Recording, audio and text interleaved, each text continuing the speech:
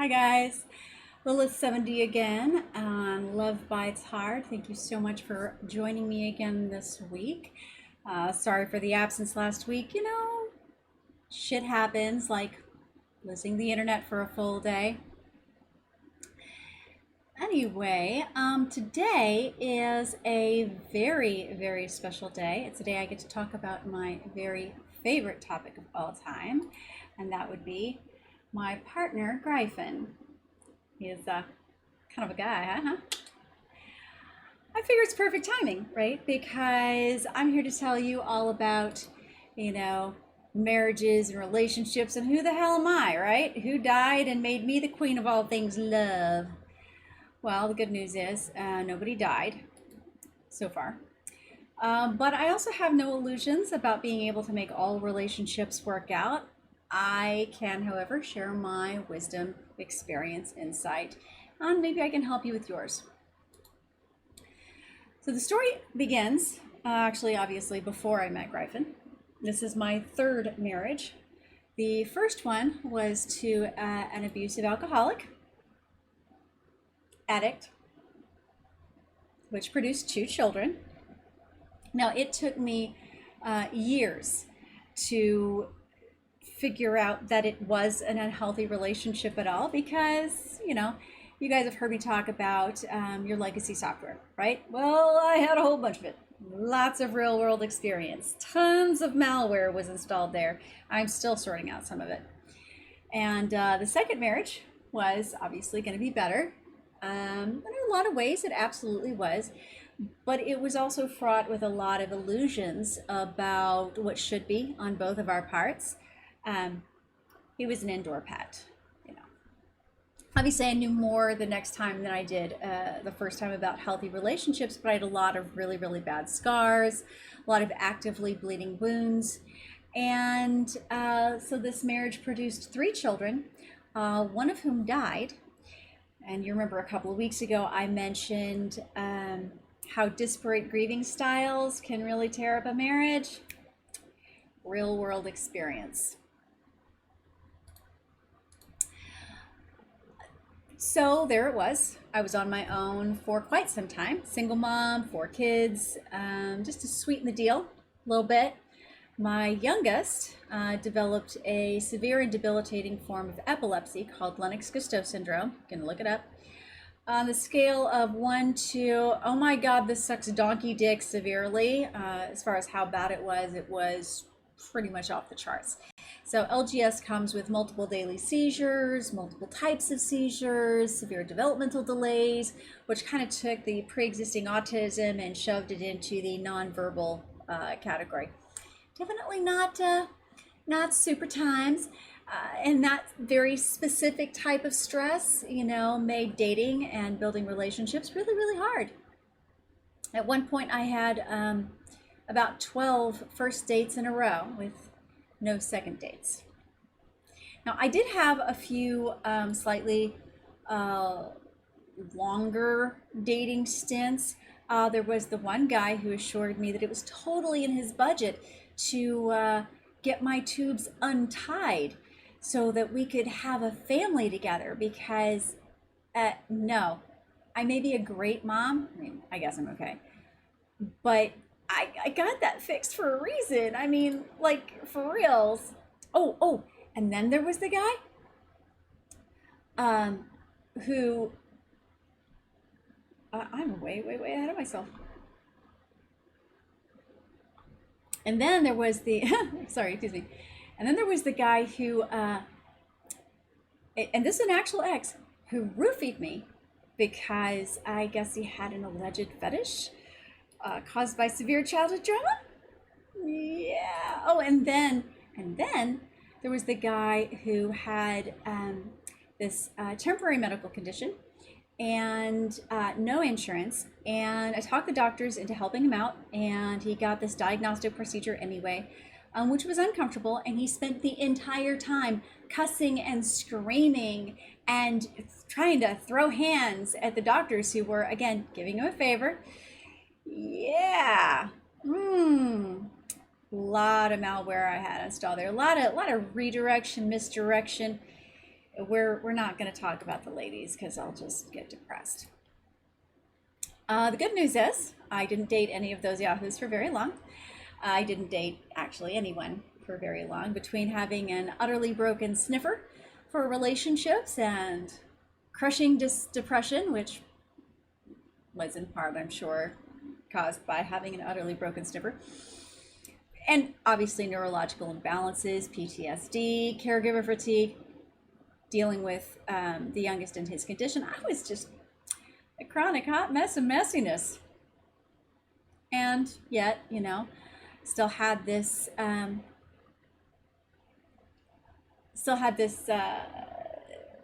impulse to try to date, to try to connect with someone, because it is important to have emotional support in order to be a better parent. I think I came close a couple of times, but finding all the right pieces I needed in the right order was pretty far out of whack. Yay! Aww. So of course, my method, I'm not sure exactly who that is, but I'm sure you're amazing. I cannot actually see super well without my glasses on, so bear with me a little bit. But of course, my online method, or my method of choice was, you know, online dating. Because, you know, I nerd hard in every other way. I mean, I do all my shopping online. You know, why not go shopping for partners? Saved a lot of time and trouble, a lot of irritation, gave me an opportunity to do what a lot of other relationship introduction, oh my God, introduction styles didn't. Got a chance to learn about myself. Writing profiles is hard. You gotta like think about things. Of course, you know, way back in the day, excuse me, way back in the day when, you know, I met my first co-breeders, online dating wasn't even actually a thing. I actually met, I mean, you meet people where you have common interests, right? I met all of my previous co-breeders, all three of them, in the comic book shop where I worked. Yeah, it was, and all in the same week. It was very, very weird. I will totally get this together eventually.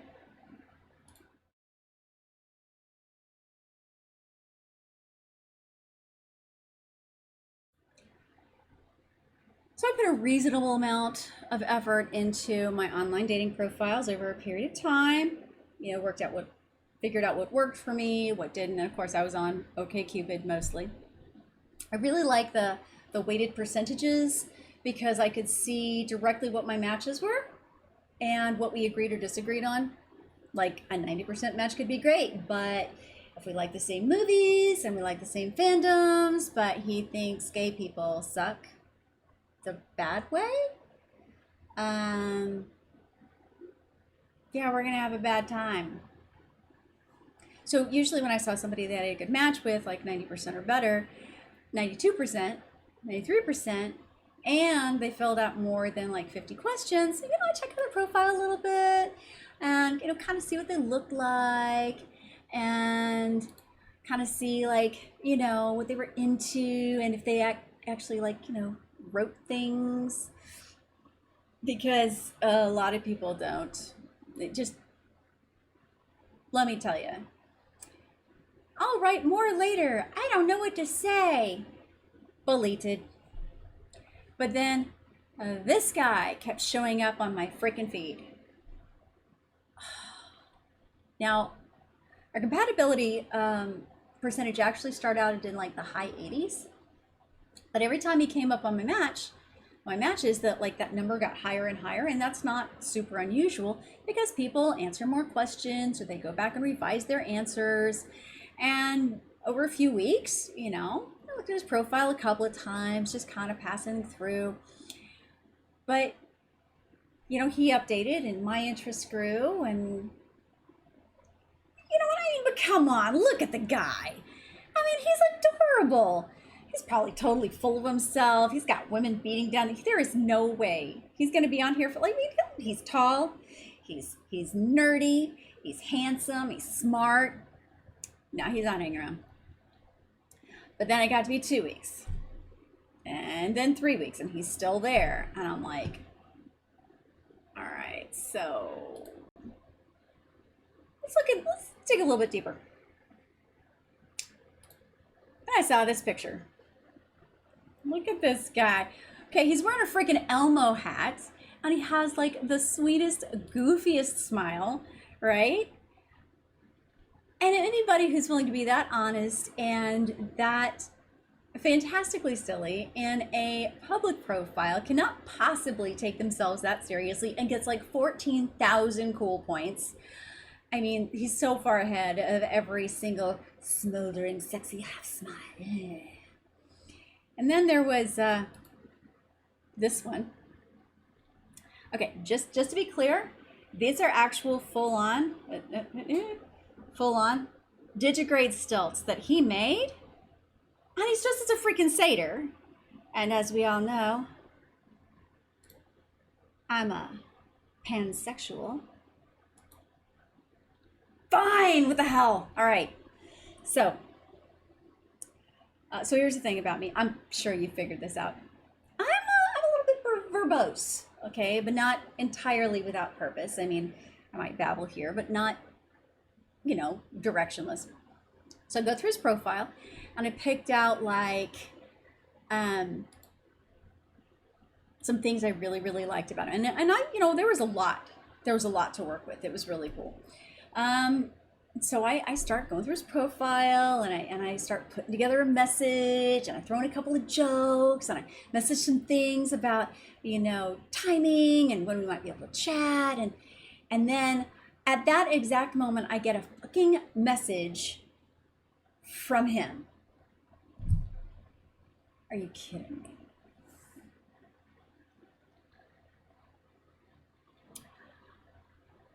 So OKC is not like the best technological platform. And when I clicked over, I lost everything. I was so mad.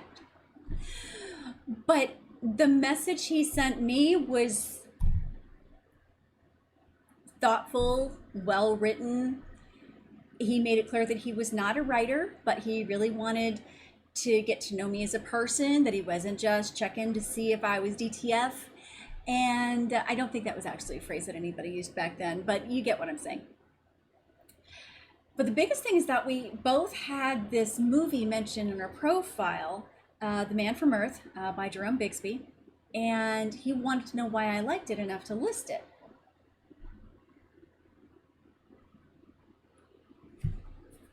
Well, what was that? So like over the next couple of days, we talked like a lot.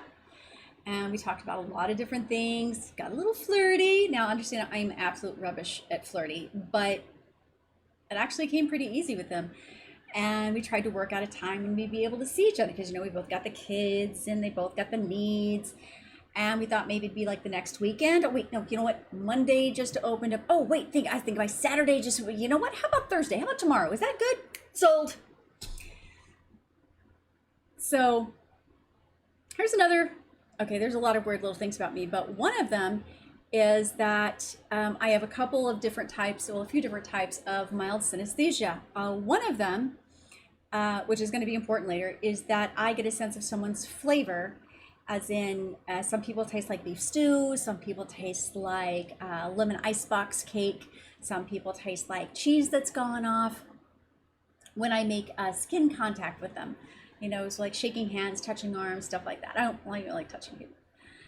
And the other thing is that I have a really hard time recognizing someone from pictures. It's like if I've never met them in person and I'm only going on a picture, it's really rough. Now, once I've actually met them in person, I can spot them in a picture from anywhere. It's a little creepy. But this not being able to see somebody, not being able to recognize them, yeah, I have 100% made a total ass of myself more than once, walking up to the wrong person for the first time. I tell you, man, I fucking love name tags. So I walk into this restaurant for our first date, and I scan the place, and there's that holy shit. That's a zing. Oh God, I gotta talk to that guy. And it's the guy sitting in the corner booth, except I'm not really sure that's the guy I'm supposed to be meeting. Then I have this moment where I'm like, you know what, if that's not the guy that I'm supposed to be, tough shit, I'm talking to that guy anyway.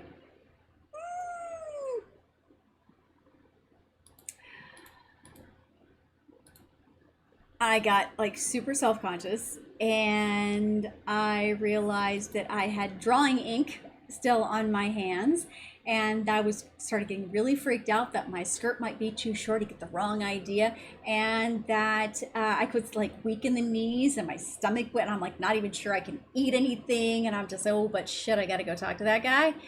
And yeah, good news was he was the person I was supposed to be meeting there. Yes. Now, back when we were still texting each other, we hit a couple of high points, a couple of important things that we liked, things that we didn't like. But the one thing that we did each mention, like separately, is that we were both gluten-free. Now, the reason it's important is that a lot of times I would talk to somebody about this. They go, oh, me too. And then we'd like go out for dinner, and they'd order like a burger with a bun or chicken fried steak. And I'd be all like, qu'est-ce que c'est, what the fuck? And they'd be like, oh, I don't have it that bad. Or, oh, it's okay to cheat every now and again. And I'm like, oh, you're just adorable. My dude, if I eat wheat, I am an anxiety-ridden basket case that can barely leave the house. I mean, I have massive meltdowns, I have freakouts, crushing depression, severe hyperactivity, and I mean within hours of eating wheat. Every single one of my worst Audi and ADHD traits cranked up to 11. There is no cheating. So it like really, really mattered to me that we sat down and we're at like this sports bar kind of thing. And he orders his burger without a bun and asks if the fries are battered. I mean, you know, it's the little things.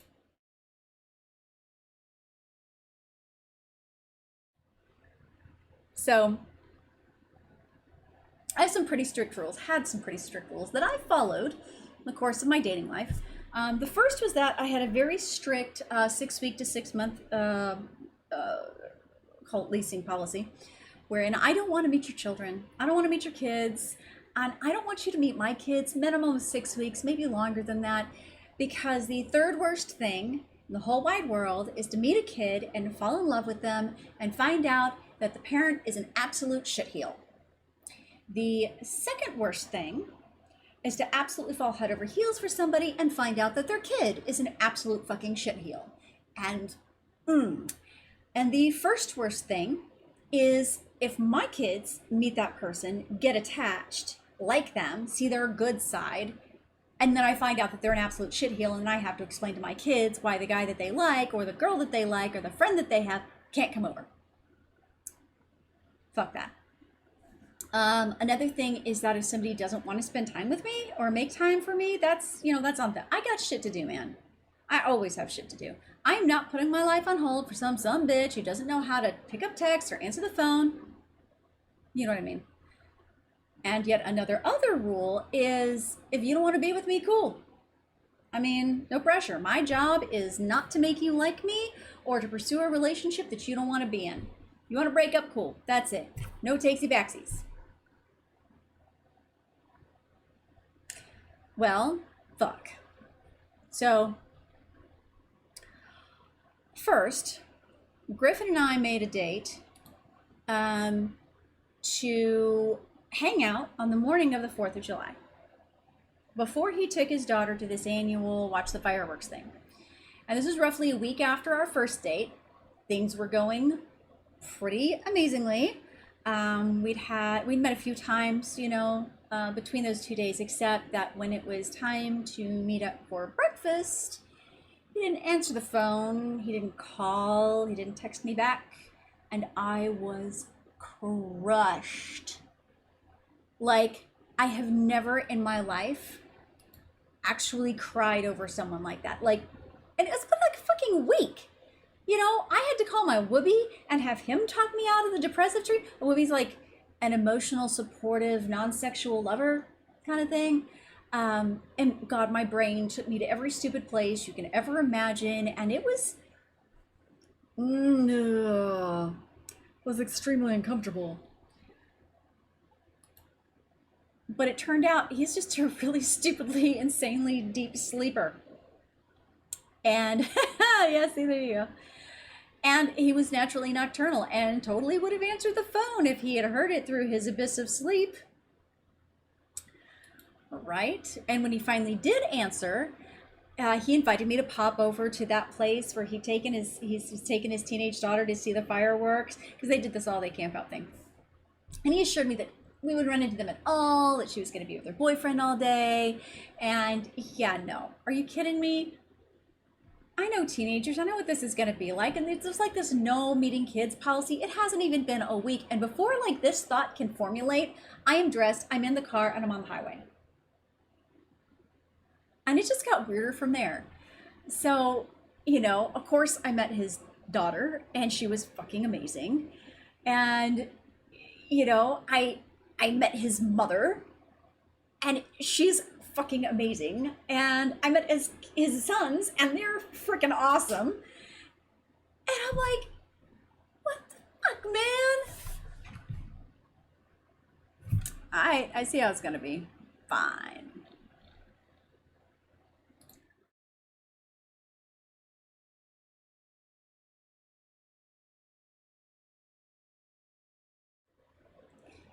So there is this major thing that I need to confess before we get too much further. I didn't just break my rules. I broke all the rules. Okay, I don't mean like don't cheat, don't lie. I mean, that's just like common sense, be a good human stuff. Those didn't get broken. But I mean, I like let myself come back after we broke up. At least 3 times that I can remember off the top of my head. I put up with a lot of really, really bad words. I spewed out a lot of really, really bad words. Things got really scary more than once. I stood in front of the storm of his undiagnosed clinical depression, taking more than a few rough hits. I won't say I didn't blink, but I sure as fuck didn't back the fuck down like the proverbial idiot. Over the course of several years, shit got real. Shit got rough. Shit got reinvented. Let me try that again. Refining our relationship through repeated trials by fire. And let me tell you, shit is really, really flammable. And it's not over. I mean, I know it's not over. There's going to be plenty of hard conversations, and sometimes things are going to have to get worse before they get better.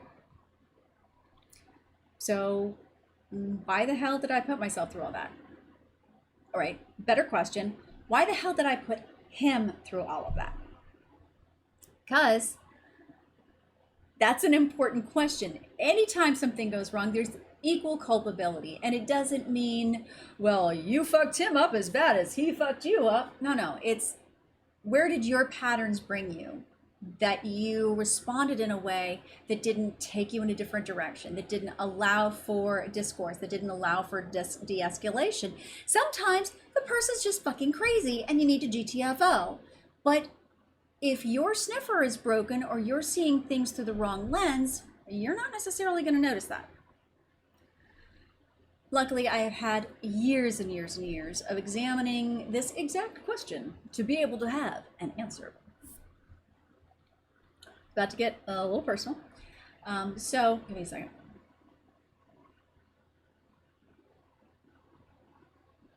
I grew up in a functionally dysfunctional household. Both of my parents are undiagnosed autistics with completely different sets of symptoms that were mostly incompatible. And they did that for 27 years. My father was severely clinically depressed for many, many years, sometimes suicidal, and had all kinds of PTSD from being raised by an abusive alcoholic. Did I mention that before? I don't know. Anyway, he was ultimately diagnosed with bipolar disorder type 2, laundry list of other things. Now, my mother was like the obsessive, hyper-focused type, and she would shut down and isolate for weeks or months on end with little to no functional or deep emotional support to her family because she was never taught that. It's almost like it's genetic or something, but she was never taught how to provide things on that level. Okay, fine. And when I, was brought, okay, well, here are all the autism things. And she's like, oh, she insists that any autistic traits I might have gotten, I clearly got from my father. Now, don't get me wrong. Neither of them were malicious or cruel or neglectful or abusive on purpose. They were products of their undiagnosed syndromes, of their personal cultures, their own upbringing, not to mention the toxic underpinnings of patriarchal dominance and gender imbalance. When they were growing up and well into adulthood, there were no words to describe the kind of autism that they had, nor the kind of emotional and psychological stresses that they suffered. There was not enough research to support my suggestion when I was 12 years old that I really was ADHD. It was dismissed, blown off, but that's not, again, it's not malicious. They did it as well as they could do, and it's not like I was an easy kid to raise either, right? So that science marches on. That's the whole thing. And I knew instinctively that there had to be some kind of an answer for how I felt about their performance as parents, compared to what I needed as a human. I felt enormously screwed up and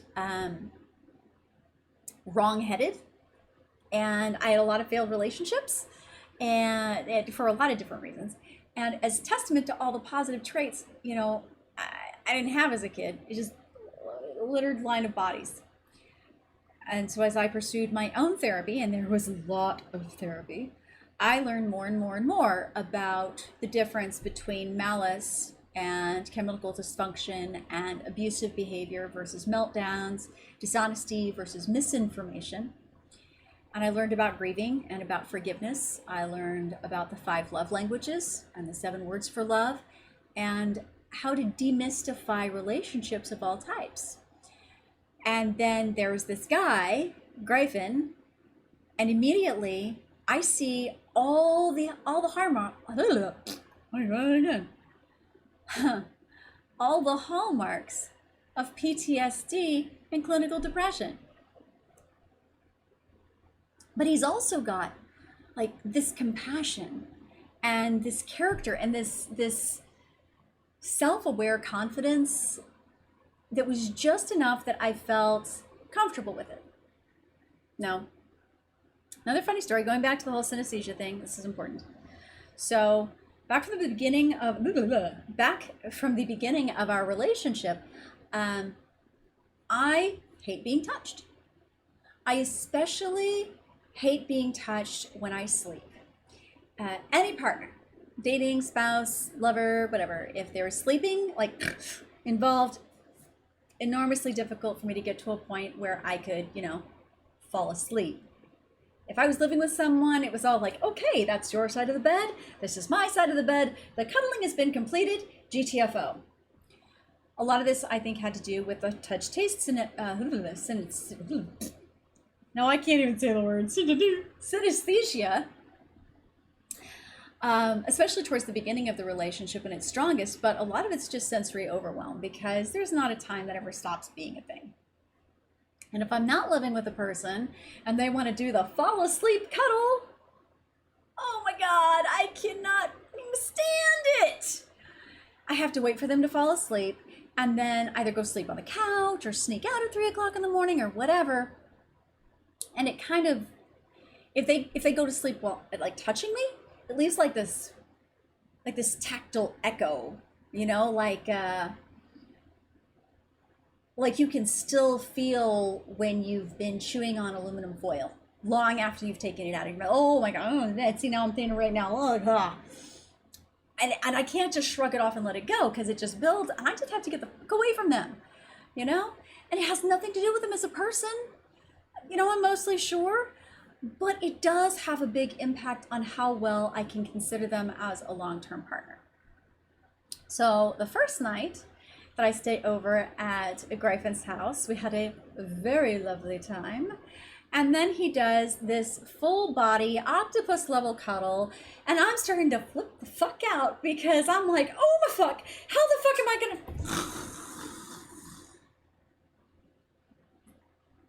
I pass smooth out. And I wake up with the sun streaming in my face at 8 o'clock in the morning going, what the hell is that? All right, I must have been like super tired because remember this is back when short stack still had like the worst of the problems, and I'm still recovering from not sleeping for basically 3 years. So I had a lot of nighttime seizures and had to get, you know, resuscitated. So I would stay over at Gryphon's when he was over at his dad's. Well, then comes another time when we have a very lovely time. And he does the full body octopus level cuddle, and I'm going, oh my God.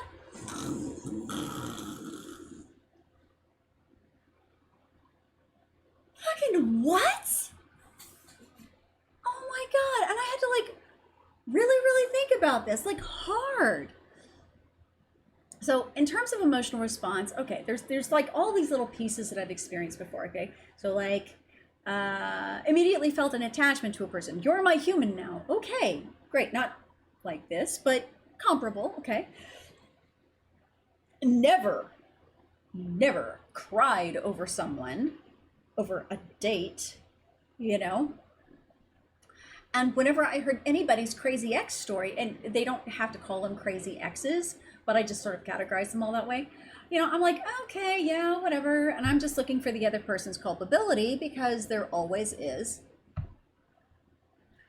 But then he talks to me about his ex-wife. And instead of just like, okay, yeah, whatever, man, cool, super duper. I'm like, no, wait. See, what's going on here is that her trauma was based in a very specialized type of trauma, which is giving birth to special needs children.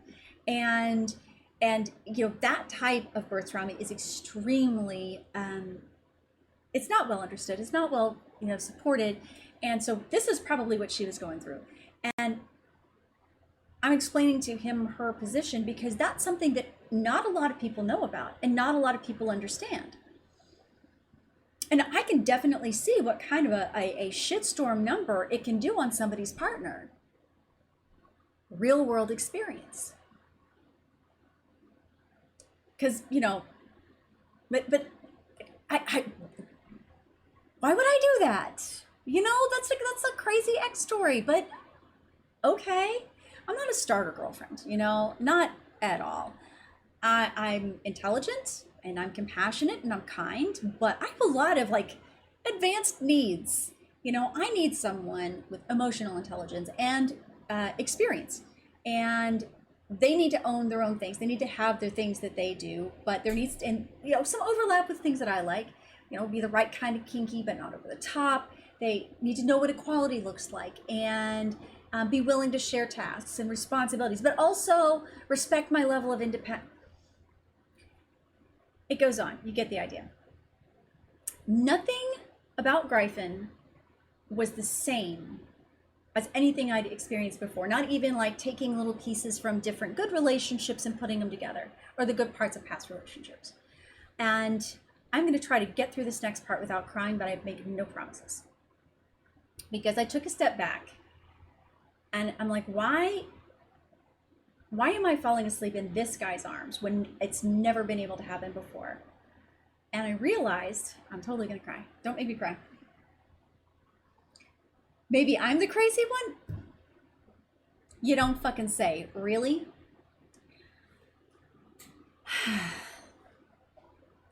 crazy about you. Mwah.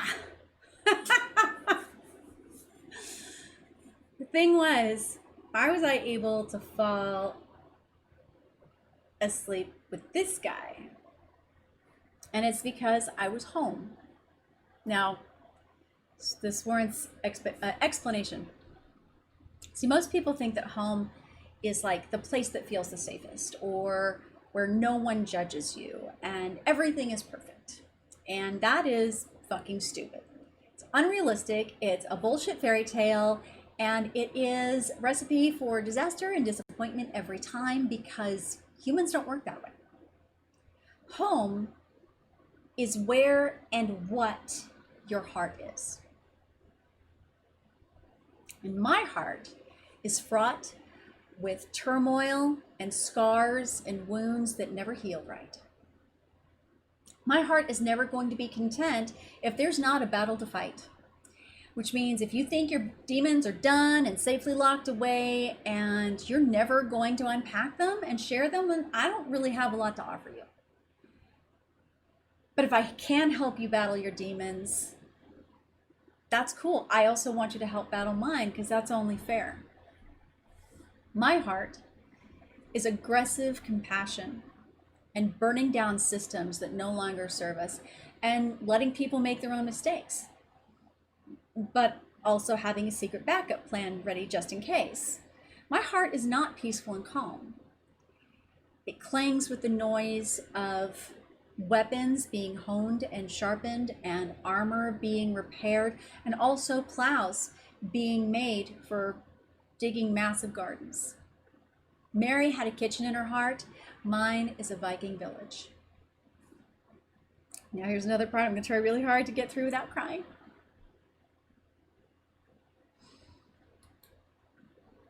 I used to have this book of poems by Marge Piercy, The Moon is Always Female, and in it is this poem for strong women. It goes like this. A strong woman is a woman who is straining. A strong woman is a woman who is standing on tiptoe and lifting a barbell while trying to sing Boris Goodenough. Strong woman is a woman at work, cleaning out the cesspool of the ages, and while she shovels, she talks about how she doesn't mind crying. It opens the ducts of the eyes, and throwing up develops the stomach muscles, and she goes on shoveling with tears in her nose. A strong woman is a woman in whose head a voice is repeating, I told you so, ugly, bad girl, bitch, nag, shrill, witch, ballbuster. Nobody will ever love you back. Why aren't you feminine? Why aren't you soft? Why aren't you quiet? Why aren't you dead?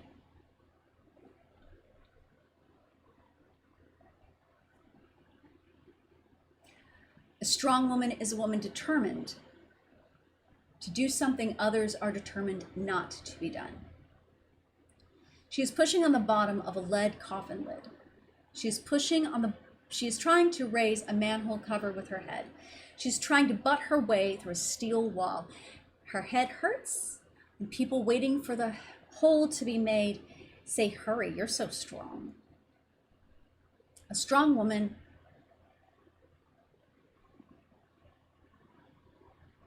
excuse me, just one second.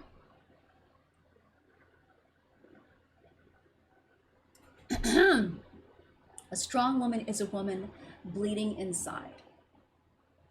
A strong woman is a woman making herself strong every morning while her teeth loosen and her back throbs, every baby a tooth, the midwives used to say, and now every battle a scar. A strong woman is a mass of scar tissues that aches when it rains, and wounds that bleed when you bump them, and memories that get up in the night in pace and boots to and fro.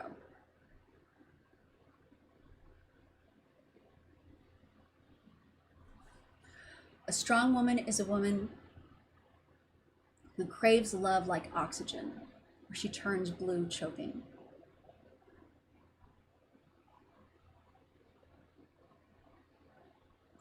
A strong woman is a woman who loves strongly and weeps strongly and is strongly terrified and has strong needs. A strong woman is strong in action, in words, in connection, in feeling. She is not strong as a stone, but strong as a wolf, suckling her young. Strength is not in her, but she enacts it as the wind fills the sails.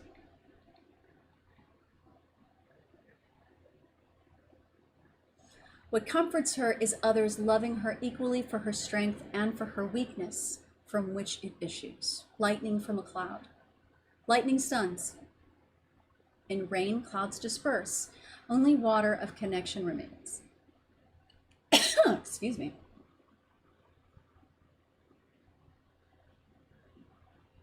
Only water of connection remains, flowing through us. Strong is what we make each other.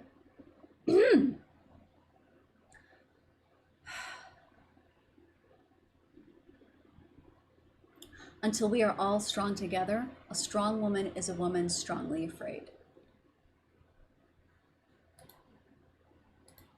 I did it! I mean, I paused, but yay! I got that book when I was like 15 or 16 years old, and it might have saved my life a couple times. It taught me that being a good woman, being a good person, was not about being perfect, but about being the right kind of strong for when a situation, for what a situation calls for. And it didn't seem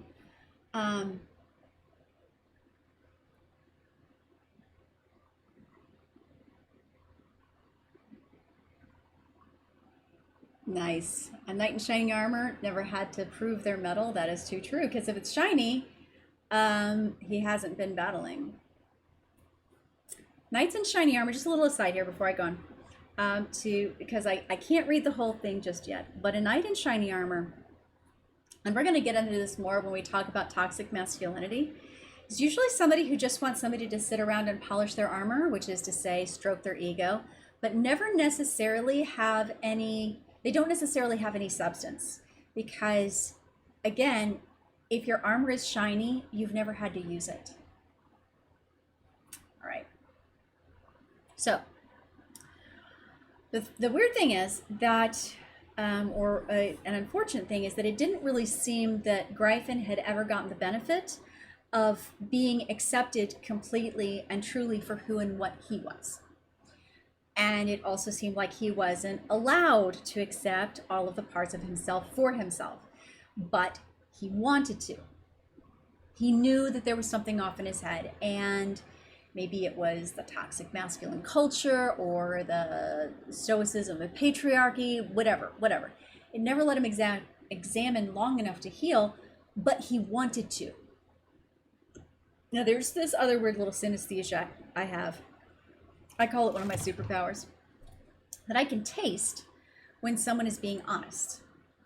And separately also, I can taste when they are telling the truth. It's not infallible. But people are rarely consistent when they're lying or also when they're being dishonest. Gryphon truly wanted to be happy, but he didn't know how. I mean, how many of us really do? Lots of things for him got in the way. Lots of things just didn't work out. Sometimes it crushed him, but he always came back around trying again. What does that sound like? So during our first real fight, I saw that window that I needed to understand exactly what it was I was dealing with. And I realized that I had a huge level of culpability and a massive amount of work to do for myself to get to a good place, both for me and for him. Gryphon wasn't just frustrated or angry at me for, whatever it was. It was this ridiculous, trivial, minor thing. And I was still trying to find my language to speak to him about what I was uncomfortable with. It wasn't a nothing thing, but it was something that should have been discussed and communicated. Now, the language to speak to him about this, that's something we're going to get into later as well. But he was sitting here screaming at me And I'm crying. I'm not telling him GTFO. I'm not telling him to go fuck himself. I am crying. I'm standing in the face of his storm. And he's telling me that I didn't really love him and that I didn't care about anything to do with him. And his eyes were just, they were begging me to not listen. And that's when I realized he was having a meltdown. I know what that is. I've had several myself. My kids have had several myself. They are not easy, but man, now I know what's going on. All right. Little aside, because this is important, because I know that people are going to go, but what about the,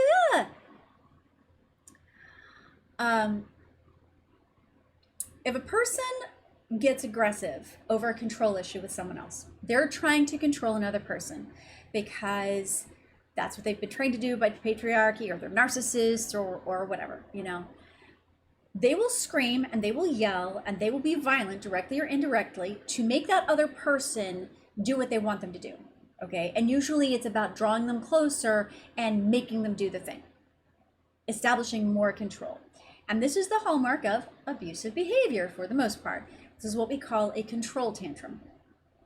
A meltdown is very, very different. We counted among the Audi traits. One of the features is that a lot of the screaming, a lot of the yelling, direct and indirect, but they push away their partner. Comes from a very, very different emotional place.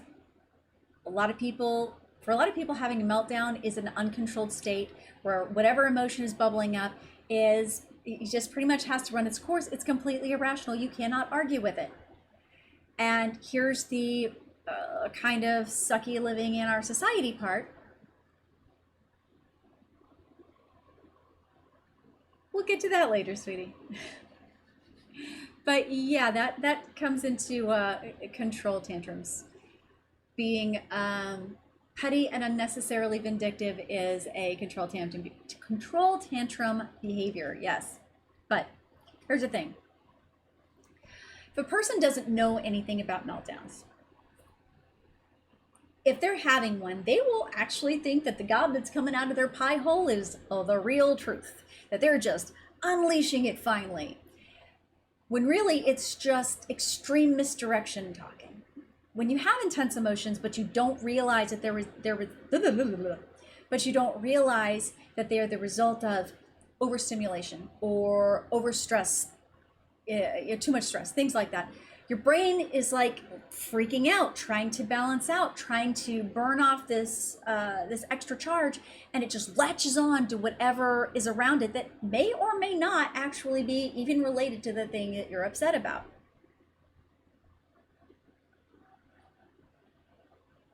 Now, it is true. Your emotions are always valid in that they are definitely what you are feeling. However, that does not mean that they are always accurately rooted or justified by actual circumstance. Now that means if, and we go through this with kids a lot. A certain young son of mine, for instance, I hope you don't mind, I'm gonna use a real world example. He had a bit of a freak out, started having a meltdown, and said that he didn't want to come over.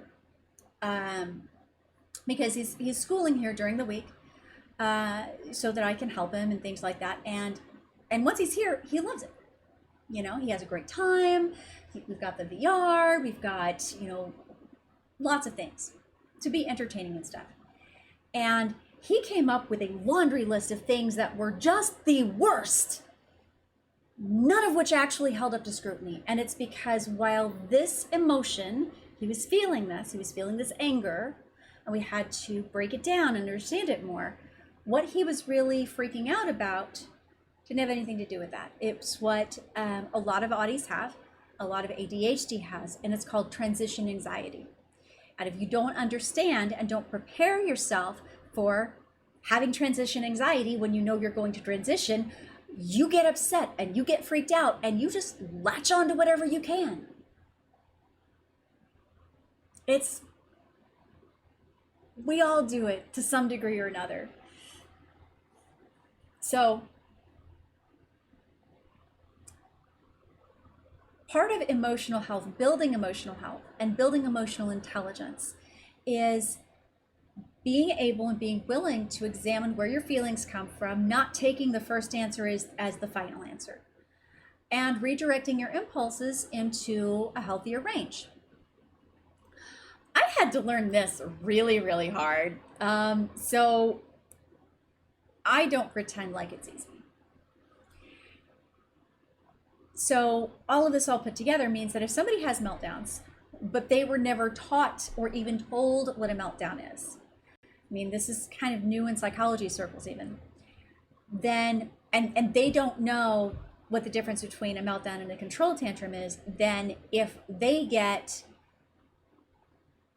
loud and they get violent and they feel angry and they have these big lashes out, they just tag themselves as abusive or shitty or unlovable by assuming that the behavior that they have is always going to be indicative of some horrible motivation, some, horrible abusive thing. I was talking to a buddy of mine a little bit earlier, and I was having to explain the difference between malicious, violence and uncontrollable or irrational violence. And neither is necessarily acceptable. We don't approve of them. However, one you're kind of personally responsible for, and the other one other people can help you with. Neither truly makes you a bad person, but if you're suffering from meltdowns rather than control tantrums, chances are your core mental state is prone to be a lot more loving, it has more capacity to release and undo those behaviors.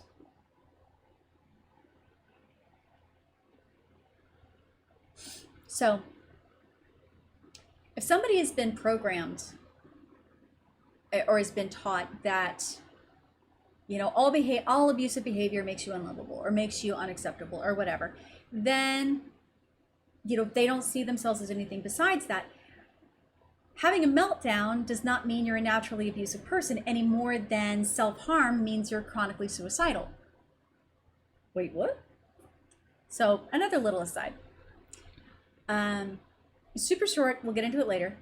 Self-harm, cutting, things like that, is not and never has been about suicidality. Sometimes it is comorbid, yes, happens at the same time. But self-harm is specifically about invoking different types of endorphin triggers as a coping mechanism in place of healthy coping mechanisms. And if nobody tells you that, and nobody helps you develop healthy coping mechanisms, you could get sucked into the disinformation that cutting means suicide, and it does not at all. Long history of helping folks with that. So just to be really, really clear. So all of this stuff that I know about meltdowns and what they mean and how much damage they can do was not learned from how StGryphon was acting. It was where I was way too often. Yes, exactly. I was there. I did these things. I have a history of violence. I have a history of shutting down. I have a history of turtling up. And he was just doing everything that I had done before to varying degrees. Now, does that mean that I was able to recognize this and to navigate those moments and to redirect all that energy all the time like a goddamn boss? Oh, fuck no. Because I'm still just as messy and imperfect a human as they come. But my advantage is that I have a lot more knowledge and a lot more information to do a proper autopsy after something stupid has happened because of my therapy journey. There have been a lot of autopsies, a lot of deep depressions on both of our parts. There were fights, screaming matches. Just imagine little old me, 5'2", maybe 125 pounds, standing up to great big him, 6'1", 200 pounds, ready to go blow for blow with this guy, because I will be goddamned if he's going to insult my ancestral chicken coop. Meltdowns aren't rational things. I might have mentioned this. And then his meltdowns would trigger my meltdowns, and then his depressive cycles would make my depressive cycles even worse. And we both have seasonal affective disorder. And then there's this little fucking issue of my undiagnosed ADHD. Oh yeah, remember that part? Leaving little clutter spots everywhere, which made him twitchy as fuck, leading to more meltdowns, and his anger balloon got bigger until it exploded, which might trigger another meltdown for me and for a depressive episode.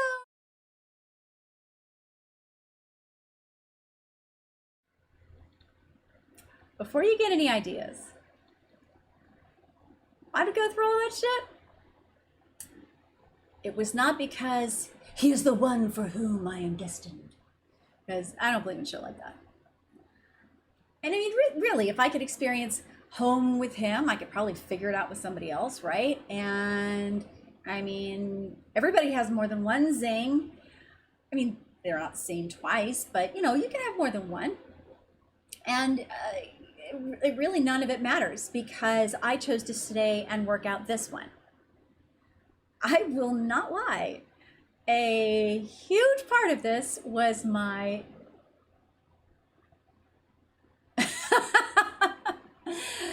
and then put it back in, and then pulled it out, and then put it back in, and then pulled it out. A huge part of this is just my overwhelming stubbornness. My sheer brick wall obstinance is legendary among angels and devils alike. Some inner logic that I may or may not have access to decided to apply that epic trait to this relationship, that I wasn't going to let this one die, let alone over a fucking meltdown. Any meltdown, because, you know, like I've said, we've had several. But the other part, the more massive part, is compassion. Not just compassion for him, although absolutely yes, but also compassion for myself. One of the biggest cornerstones of my personal philosophy is that what you do for others, you also do for yourself. You know, we are all one. And this is intrinsic, not just to being the kind of person that you want to be, but being the kind of person that just makes the world a better place, right? It's the idea that's greater than now, greater than the human race or even the planet, but it's still reflected in smallest grains and atoms as well. It's the idea that's really hard for me to put into words. Excuse me. It's the opposite of selfish, but it's also beneficial to the self. And it means that you have to measure your action against whether it is truly beneficial to you and all other people involved. It is the kind of compassion that recognizes if a romantic relationship doesn't have all the ingredients to be successful, like, okay, we've got the eros, we've got the ludus, but we're really missing philia, and we don't have a lot of pragma. All right, that's not really going to go very far. If something's all storge and pragma, but no eros and grudging ludus, well, that just sucks. So it's the kind of compassion that it doesn't let you stomp your little feet or shake your little fist just because the ego doesn't get its way. It takes a lot of self-reflection, a lot of self-awareness. It takes a lot of training, a shit ton of mistakes, a lot of bruised egos, a lot of crushed hopes. It takes a lot of incessant dreaming and a whole lot of trust that we can figure this out. It takes a lot of trust. Now, trust is another word that we are going to get into a little bit later. But I want to address how it is used specifically in this situation. Trust is not someone does something good, so I know they're always going to be good. Or someone told me the truth, so I can expect they'll always tell me the truth. Until they don't. Not really. Trust is being able to discern... How you doing? Trust is being able to discern the projected results of an action accurately, and also being able to discern the causes of an action accurately. Sometimes even if the route of that causality is not clear, right? So a lot of people might call this faith, but I personally abhor that word because it's too often associated, obviously, with things for which we can never have confirmation. Faith in God, for instance, relies heavily on the sort of pareidolia or confirmation bias, seeing patterns and causes in random or unrelated events. I prayed and prayed and prayed that this happened. Cool. Did that actually have anything to do with the fact that you were also working your ass off this whole time? Or, hey, I prayed and nothing happened. I must not have prayed hard enough. Maybe because you spent all your time praying and not working your ass off?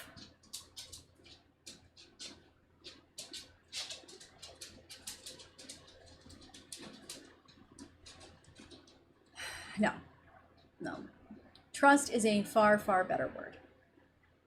I had to trust that Gryphon's eros for me, or philia, maybe pragma, was strong enough to survive the episode. I trusted that my own pragma was enough to get me through the frustration and fury in my own stupid off-brain episodes until the sun came out. Actually, that was probably Leonidas. I trusted that my storge, my protectiveness, was big enough to stand up to his long-running perpetual states of sadness and anger. And I trusted that his philia, friendship with me, was strong enough that he would remember that I was always his friend first. I always have his well-being foremost in my mind.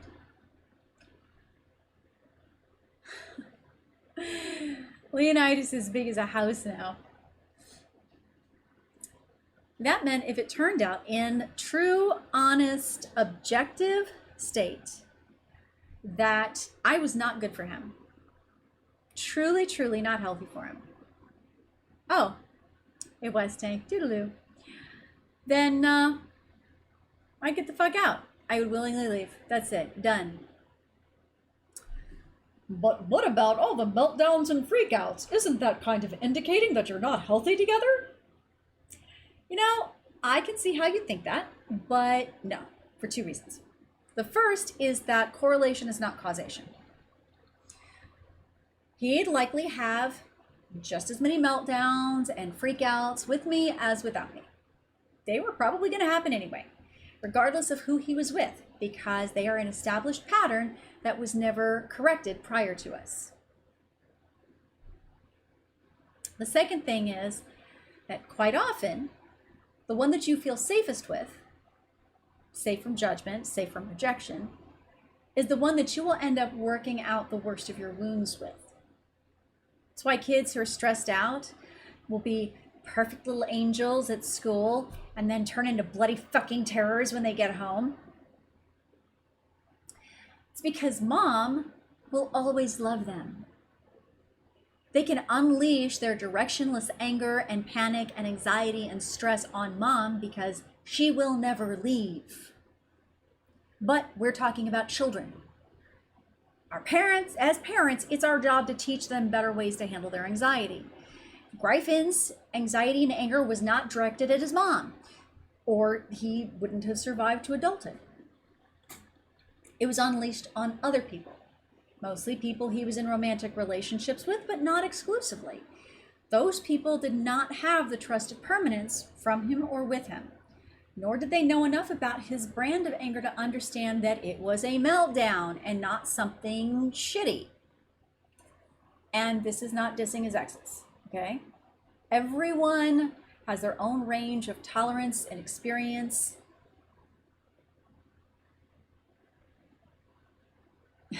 I can imagine. Everyone has their own range of tolerance and experience. Every relationship has its potentials, its expectations, and its offerings. I just happen to come from this very dark and weird place that's willing to respect and help heal his dark and weird place. We are each in part created from more than the sum of our experiences, and each of those experiences deserves a modicum of at least of gratitude. Now, gratitude for what? That's determined on a case-by-case basis. For my part, I got past the worst of my meltdown. The worst, I won't say that all of them, but I got past the worst of my meltdown phases by the time I met Gryphon and was entering a whole new range of neuroses to dissect. And poor Gryphon had to tolerate the great ADHD battle as I tried to justify not taking medication because, and I quote, "I've gotten along just fine without it."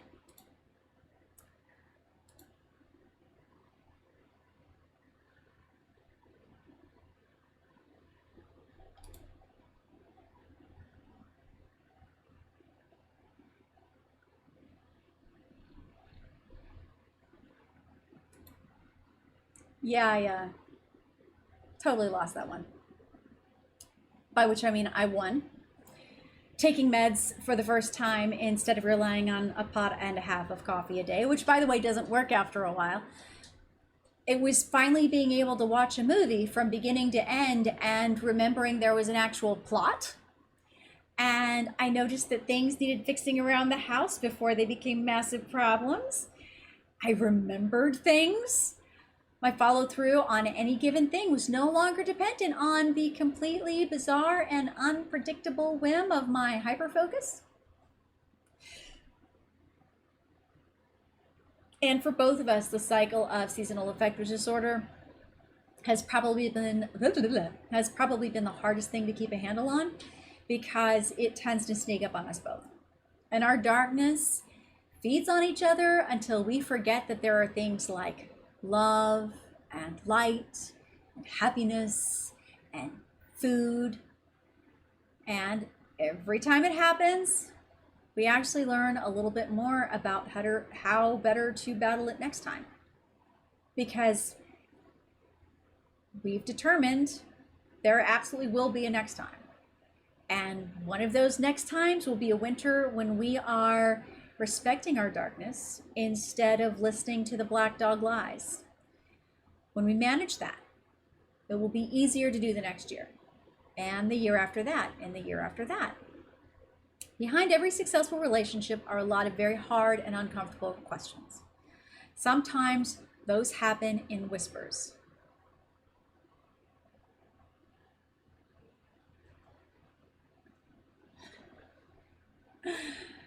Sometimes it happens in whispers, and sometimes it happens in screams. But as long as some part of us is willing to listen honestly, even past the deafening din of exploding munitions and howling missiles, we stand a chance of learning, growing together. It's never 100% chance. That's not realistic. But it is close enough to make it worth the trouble.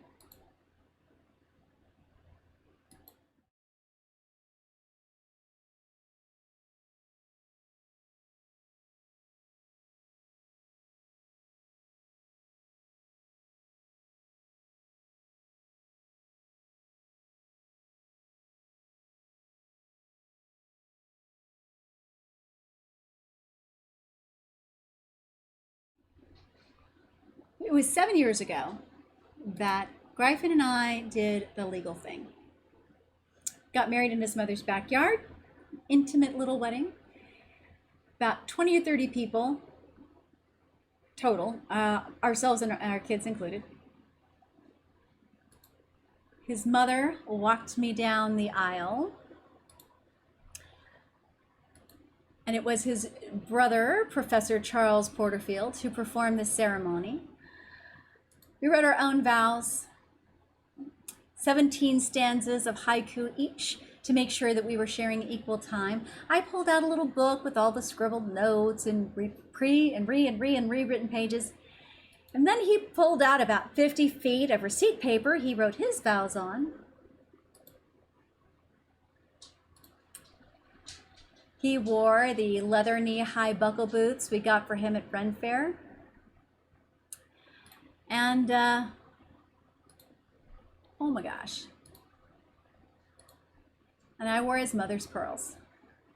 Our respected eldest children were our best men, maid of honors, gender reversed. Because when you marry a woman or man from the mountain, you marry the mountain. Point is, you don't just get the person, you get everything that's made them them, including whatever family they've already created. I made the wedding cake because I'm a cheap bastard that doesn't want to spend $800 on a crappy gluten-free pile that tastes like sandy cardboard. It was a 3-tiered dark chocolate bacon dobish torta because in many ways our relationship is predicated by bacon. I accidentally tossed the bouquet into the massive tree at least twice, or maybe it was 3 times. And we had our first dance to some song. It might have been Vast or maybe Train, some other band. Frankly, I don't remember because that's not what's important. What's important is that we knew from the beginning that it was going to be a massive adventure for the both of us.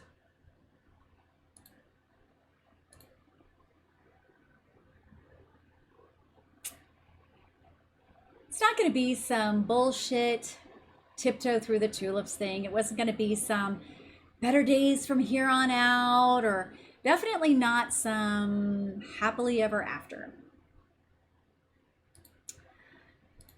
Adventures don't work that way. Adventures are stories that have loss, trouble, fear, doubt, more trouble. Adventures lose people. StGryphon's father died, for instance.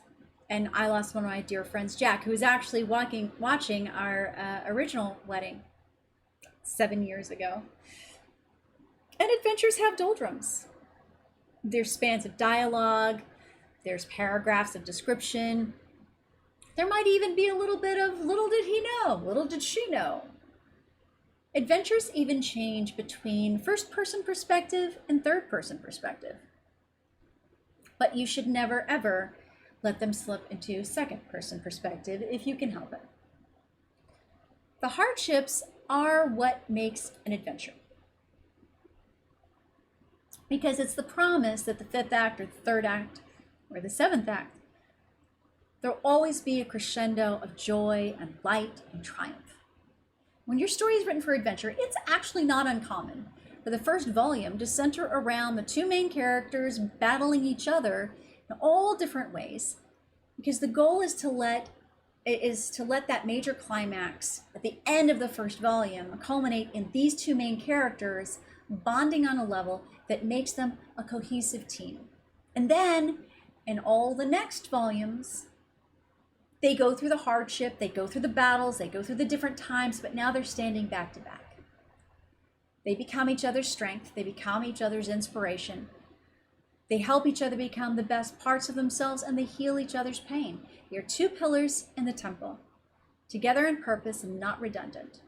They are the strings of the lute, apart but vibrating with the same music. They are sword and shield, bow and arrow. They are lance and spear. Now, this is officially the longest consistent relationship either of us has ever had.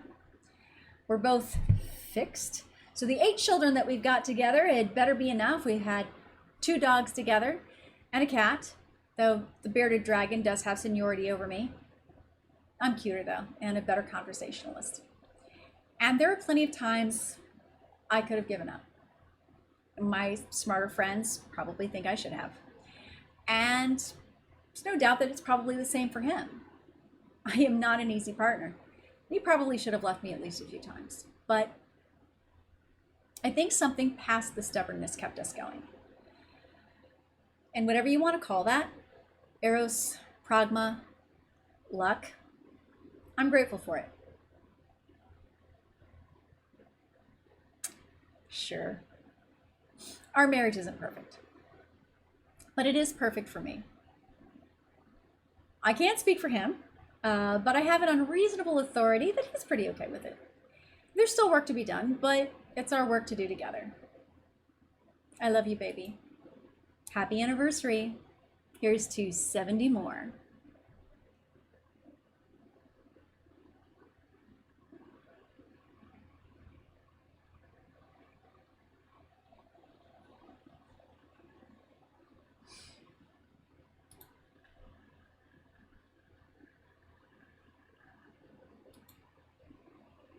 Perfect for each other? Yeah, you know what, I think so. Yeah. That's my favorite picture. That's my favorite picture of us. I'm gonna show it again, just because I love it so much. So this was, I had never done things like engagement photos before or anything like that. And I can't even remember whose idea it was, but it was StGryphon's buddy. He was like, hey, I want to do the thing. He took our wedding photos too, some of which I even liked. No, that's not fair. I liked all of them except for the fisheye ones. Those were weird. But so we wanted to do these engagement photos, and we found this little park near where we were living, and they had this cool thing where they had children's illustrations, I guess from this class or hospital or something, printed on these tiles. And I don't know if it was a permanent installation or whatever, but we took a ton of really, really cool pictures over there. This one by far though, I mean, we got like the kissing pictures and we've got the holding hands pictures, but this is definitely hands down my absolute favorite.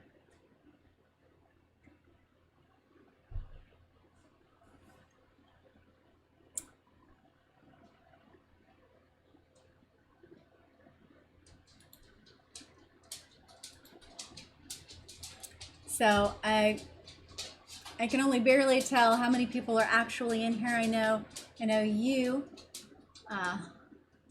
Wicked Panda. Now that my eyeballs have settled in a little bit. I know you've been with us all the time. I don't know if there's anybody else in there still watching, but pretty much covered all the important parts. Of course, we're here every Tuesday at 9 o'clock Central. Except when we lose the internet. The good news is we actually got an upgrade at that point as well. You can find us over on, you can find this tomorrow on Love Bytes Hard with a Y. Oh, it's all good. Love Bytes Hard with a Y, you know, over Love Bytes Hard TV on YouTube's. And you can find us on the Twitter, though we're not there very much yet because we're not in the habit of doing it, but we're working on it. We're trying to get better. And yeah, so we'll have our stuff up. Of course, periodically we'll have weddings because we do the virtual wedding thing. And next week, I believe is next week is dating in the time of COVID. Lots of really, really good stuff there. Lots of very practical information and advice, and not just do your best, be yourself. No, don't be yourself.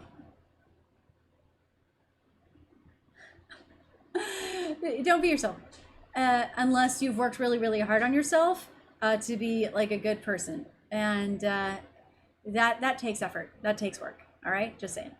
So, I love you all very, very much, and I will see you guys on the flip side.